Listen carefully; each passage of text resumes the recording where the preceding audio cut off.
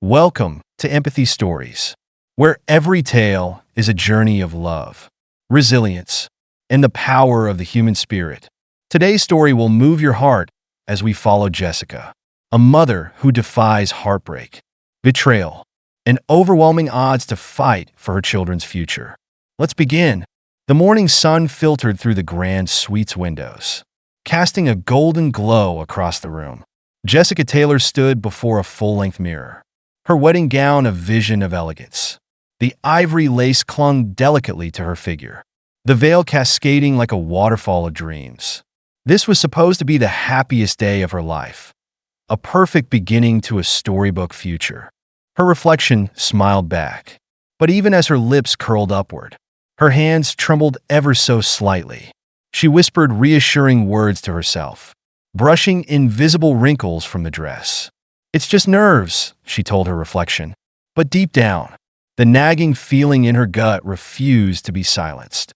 Outside the suite, the hotel bustled with excitement. The sounds of staff scurrying, family laughing, and champagne corks popping filled the air. Jessica glanced at the clock. 30 minutes until the ceremony. 30 minutes until she became Mrs. William Preston, the soon-to-be wife of one of the wealthiest men in New York City. A life of privilege awaited her, one that William had promised would be built on love, stability, and trust. But then the phone rang. The sound sliced through the serenity of the room, sharp and urgent. Jessica turned, her gown rustling like whispers. She picked up the receiver, her smile faltering ever so slightly. "Hello," she said softly, her voice almost drowned by the sound of her racing heart. The pause that followed stretched endlessly, a silence so profound it froze time. Then came William's voice, low, distant, devoid of warmth. "I'm not coming." 3 words that shattered her world. Jessica's grip tightened on the receiver. "What?" she whispered, as if saying the word aloud could change what she'd just heard. "It's over," William said coldly. "I can't do this. I need to focus on the company right now. You'll understand someday." And then the line went dead. Jessica stood there, paralyzed. The phone slipped from her trembling fingers, clattering to the floor. The mirror reflected her shock. A bride without a groom. A future wiped clean like words erased from a chalkboard. Her breath caught in her chest as the tears threatened to spill. But she held them back, staring at her reflection with disbelief. For hours after the ceremony that never was, the suite remained silent except for the ticking clock. She had pulled the veil from her hair and thrown it onto the floor, the crumpled lace pooling like broken promises. The flowers sat wilting in a vase, their beauty mocking her grief. The wedding guests had dispersed with hushed whispers, avoiding her gaze as they left. And William?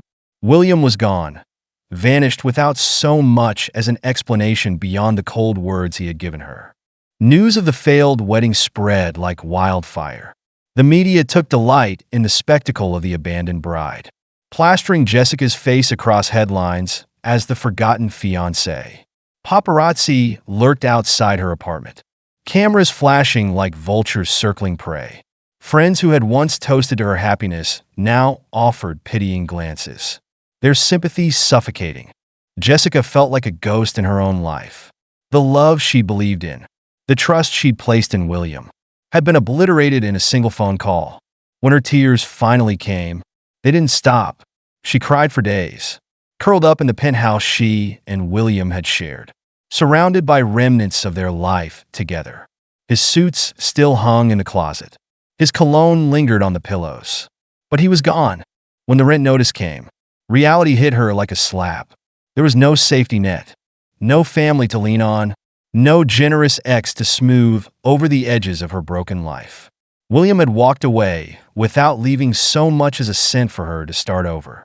And so Jessica packed what little she had: clothes, a few books, memories she wished she could forget, and moved into a small, rundown apartment on the outskirts of the city. The ceilings leaked when it rained. The paint peeled off the walls. But it was hers. It was a place to disappear, to grieve, to rebuild. Weeks passed in a blur of survival. Jessica worked odd jobs at a diner, earning just enough to pay rent and buy groceries. The days were long, the nights longer, and she found herself clinging to a thin thread of strength she hadn't known she possessed. She avoided mirrors, unwilling to see the shadow of the woman she used to be. But then, one morning, the universe dealt her another surprise. She sat on the edge of the bathtub, staring down at the small plastic stick in her trembling hands. Two faint lines stared back at her. Pregnant. Her first reaction was denial. It couldn't be real. She stared at the test until her vision blurred, as if the answer might change if she waited long enough. But it didn't. As the truth settled in, Jessica's tears returned, not from grief this time, but from confusion, fear, and an overwhelming sense of responsibility. She placed a protective hand over her stomach, a whispered promise on her lips. "It's just us now," she said softly. "I'll take care of you." The doctor's appointment brought more news: quadruplets. For tiny heartbeats fluttered on the screen, their rapid rhythm filling the room like a chorus of hope. Jessica's tears spilled again as she stared at the ultrasound, her heart swelling with equal parts joy and terror. How could she do this alone? How could she give 4 children the life they deserved? But as the weeks turned into months, Jessica found her strength. She worked longer hours, saving every penny. She prepared for their arrival, turning her small apartment into a haven: colorful blankets, secondhand cribs, tiny clothes folded neatly in drawers. With each passing day, her love for her unborn children grew stronger. "I don't need him," she whispered to herself on sleepless nights, her hand resting on her growing belly. "We'll be okay. I promise." By the time the quadruplets were born, Ethan, Noah, Lucas, and Liam, Jessica's life had transformed. Sleepless nights were filled with feedings and diaper changes. Days were spent juggling jobs and daycare. But through it all, she found moments of magic. Their laughter filled her tiny apartment, their smiles lighting up even the darkest of days. Jessica Taylor had been abandoned, humiliated, and left to fend for herself. But she had not crumbled. She had survived, thrived even, for the sake of her sons. Every giggle, every first word, every tiny milestone was proof that she had made the right choice, that William Preston didn't deserve to be a part of their lives. But fate, as Jessica would soon learn, had other plans. The summer sun was warm on Jessica's back as she sat on a park bench, watching her boys run across the grass. Their laughter echoed through the open space, a sound that made her heart swell with joy. Ethan was chasing Lucas, while Noah and Liam squealed from the swings. She could watch them for hours, their energy and innocence a constant reminder of why she fought so hard. "Mommy, look!" Lucas shouted, waving triumphantly as he climbed onto the jungle gym. Jessica smiled, shielding her eyes with her hand as she called back, "Be careful, sweetheart." Moments like this made everything worth it: the sleepless nights, the juggling of 2 jobs, the constant worry about rent and groceries. She had built a small, precious world for her boys, one held together by love, perseverance, and sacrifices no one else could see. But then it happened. A prickle of awareness ran down her spine, as if she were being watched. Jessica turned instinctively, her smile faltering as her gaze locked onto a figure standing near the path. Her heart stopped. It was William. He was dressed in an immaculate charcoal suit, his hair perfectly combed, his expression unreadable. But it was his eyes, those piercing blue eyes, that froze her in place. They swept across the park before landing on the boys. And then, slowly, they met hers. Jessica's breath caught, her pulse racing with panic. "Mommy!" Ethan's voice broke her trance, his little hand tugging on her sleeve. "Who's that man?" Jessica forced a smile, though her hands trembled. "No one." "Sweetheart," she murmured, pulling him close. "Stay with your brothers." "Okay." But it was too late. William had begun walking toward them, each step slow and deliberate. Jessica stood abruptly, her instinct to protect kicking in. She placed herself between the boys and the man who had once shattered her life. "Jessica," he said softly, stopping just a few feet away. Her name on his lips was like a ghost from another life. "What are you doing here?" "William," she hissed, her voice low but sharp. His gaze drifted past her to the boys. And for the first time, she saw something unexpected: vulnerability. "Are they mine?" he asked, his voice quiet but urgent. "They're not yours," she lied, the words leaving her mouth before she could think. "Go away." "William." He didn't believe her. She could see it in the way his eyes darted between her and the boys. The resemblance was undeniable: the same sandy blonde hair, the same piercing blue eyes that had once made her weak in the knees. "Jessica, I need to know," he pleaded, taking a step forward. "You don't get to need anything," she shot back, her voice trembling. "Not after what you did." "I made a mistake," he said, his tone breaking. "I left, but I didn't know." "You didn't care," she interrupted, her anger rising. "You left me with nothing. William, you don't get to come back now and pretend to care." "Please," he murmured, his gaze softening. "Let's talk about this." Jessica shook her head, panic clawing at her chest. "Come on, boys," she called over her shoulder, her voice unsteady. "It's time to go home." The boys ran to her, giggling and breathless, oblivious to the tension in the air. She grabbed their hands, pulling them close as she turned to leave. But just before she walked away, she glanced back. William was still standing there, his expression a mixture of regret and determination. 2 weeks later, the knock at her door came just after dinner. The boys were in their pajamas, sprawled on the living room rug, building towers with wooden blocks. Jessica froze at the sound, her heart dropping into her stomach. She opened the door to find William standing there, flanked by a well-dressed man holding a briefcase. Her throat went dry. "What is this?" she asked, dread pooling in her chest. William's expression was somber as he handed her an envelope. "It's a petition for custody," he said quietly. "I'm sorry." Jessica. Her hands shook as she opened the papers, her eyes scanning the legal jargon. Her stomach twisted painfully. "Custody?" she whispered, looking up at him. "You're trying to take them from me?" "I'm not trying to take them," William replied, his voice steady.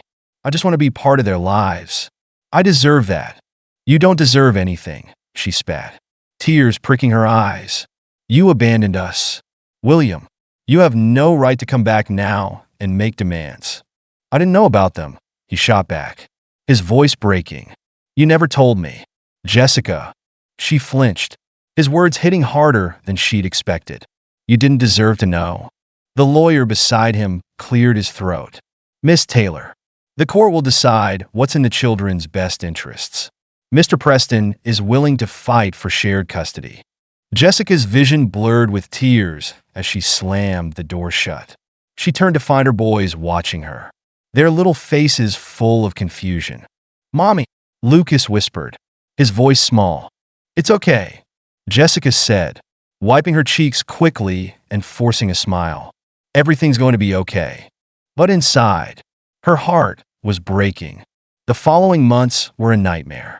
Court hearings, meetings with lawyers, and endless paperwork consumed Jessica's life. William didn't back down. He showed up to every hearing, calm and composed, painting himself as a man trying to do right by his children. Jessica hated him for it. In the courtroom, her life was dissected. The lawyers brought up every mistake, every struggle she had endured as a single mother. They questioned her income, her living situation, and her ability to provide a stable home. "She's done this on her own for 3 years," Jessica's lawyer argued, his voice firm. "Mr. Preston made his choice when he abandoned her on their wedding day." William stood, his voice steady but tinged with remorse. "I made a mistake," he admitted, "but I'm here now, and I want to be part of their lives. They deserve to know their father." Jessica sat silently, her fists clenched under the table. His words cut deep, but what hurt more was the small, quiet voice in her head that wondered if he was telling the truth. Was it possible that William had changed? As the hearing dragged on, Jessica watched him closely. He was no longer the man who had left her all those years ago.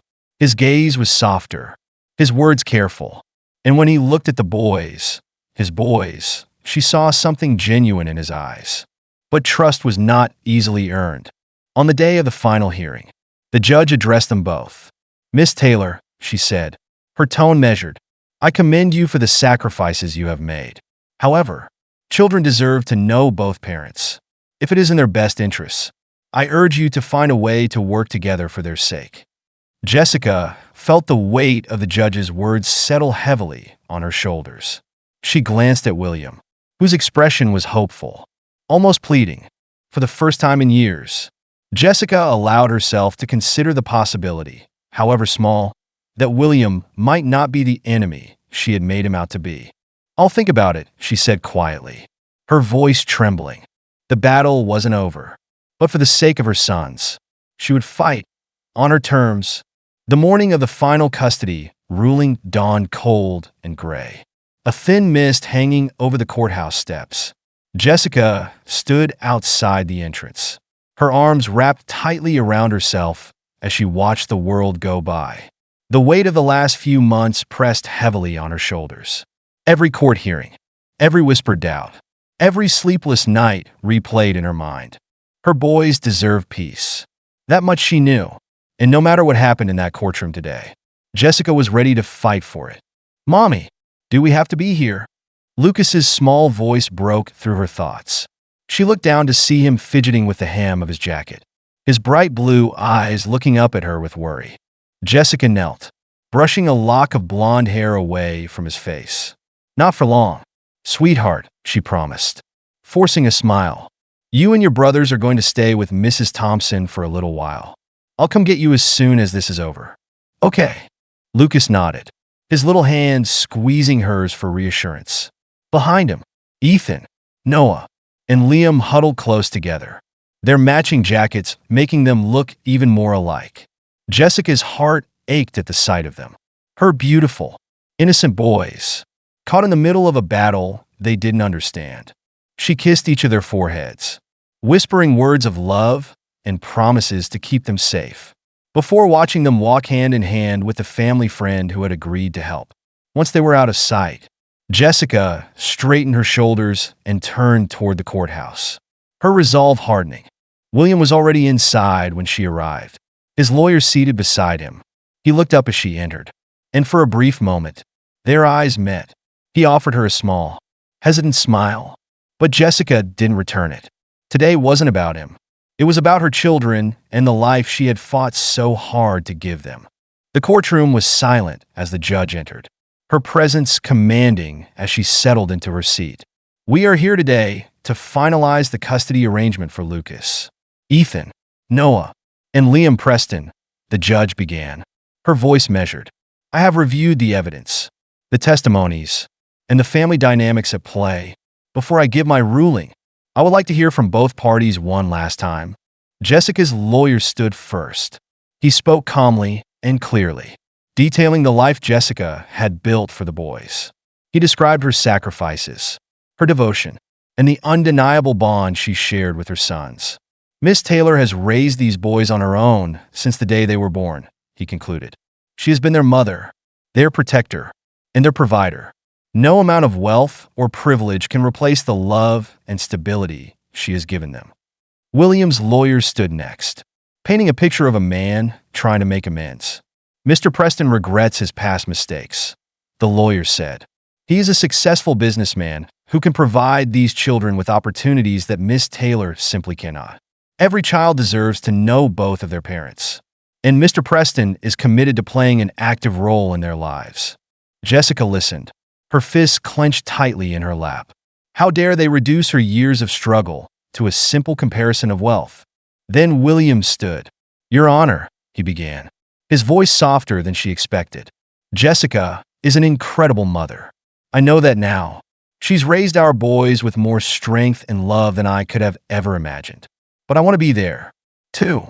I want to know them, to support them, and to make up for the time I lost. I'm not here to take them away. I just want a chance to be part of their lives." Jessica's heart twisted at his words. She wanted to believe him, to believe that he meant what he said. But trust, she had learned, was fragile. Finally, the judge turned to Jessica. "Miss Taylor, do you have anything you'd like to say?" Jessica stood slowly, her hands trembling, but her voice was steady. "Your Honor, my boys are my entire world," she began. "I have raised them alone for 3 years. I've been there for every scraped knee, every bedtime story, every tear, and every smile. I don't have William's wealth or his influence, but I have love, and I have given them everything I have to make sure they're happy and safe." She paused, glancing at William, who was watching her intently. "I'm not saying William shouldn't know his sons," she continued, "but they're not pawns to be passed back and forth. They need stability. They need a home where they feel safe. I built that for them, and I won't let anyone take it away." The room fell silent as Jessica sat back down, her heart pounding. The judge looked between her and William, her expression thoughtful. Then she leaned forward, her voice firm. "I've heard enough," she said. "This is a difficult case. However, I must prioritize what is best for these children." Jessica held her breath, bracing herself for the worst. The court recognizes the bond these children share with their mother, and it is clear that Miss Taylor has provided a loving, stable environment for them, the judge continued. "However, I also believe that Mr. Preston has shown genuine remorse and a desire to build a relationship with his sons. Therefore, I am granting primary custody to Miss Taylor, with visitation rights for Mr. Preston." Jessica's breath whooshed out of her in relief as tears filled her eyes. She had won. The boys were staying with her. "Thank you, Your Honor," she whispered, her voice breaking. William's shoulders slumped slightly, but he nodded, accepting the ruling. Jessica watched as he looked down at the table, his expression a mixture of disappointment and something else, perhaps understanding.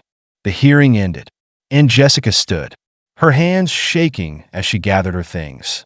She turned to leave, but William called out softly, "Jessica, wait." She stopped, turning to face him. His eyes were sincere as he stepped closer. "I meant what I said," he murmured. "I'm not trying to take them from you. I just want to know them. I'll follow the rules. I'll be patient." Jessica studied him for a long moment before finally nodding. "For their sake," she said quietly. "Not for yours." He smiled faintly, understanding the weight of her words. That evening, as the boys played in the living room, Jessica stood at the kitchen sink, staring out the window. The sun was setting, casting a warm, golden glow across the horizon. For the first time in months, she felt like she could breathe. "Mommy!" Lucas's voice made her turn. He was standing there, holding his favorite stuffed animal. "Is everything okay now?" Jessica knelt, pulling him into her arms. "Yes, sweetheart," she whispered, her voice thick with emotion. "Everything's okay now." The other boys ran in, piling into the hug, their giggles filling the room. Jessica closed her eyes, holding them close, her heart full. She had fought for them, for their happiness, for their future, and she had won. The road ahead would still have challenges, but she knew one thing for certain. They were safe. They were loved, and together, they would be okay. As the sun dipped below the horizon, Jessica smiled, feeling a peace she hadn't known in years. For her and her boys, it was a new beginning, a second chance at happiness. And that was enough. Thank you for joining us on this emotional journey of strength, sacrifice, and hope. Jessica's story reminds us that a mother's love can conquer even the toughest battles. If this story inspired you, don't forget to like, share, and subscribe to Empathy Stories. Your support helps us continue sharing these powerful messages of compassion and perseverance. See you in the next story.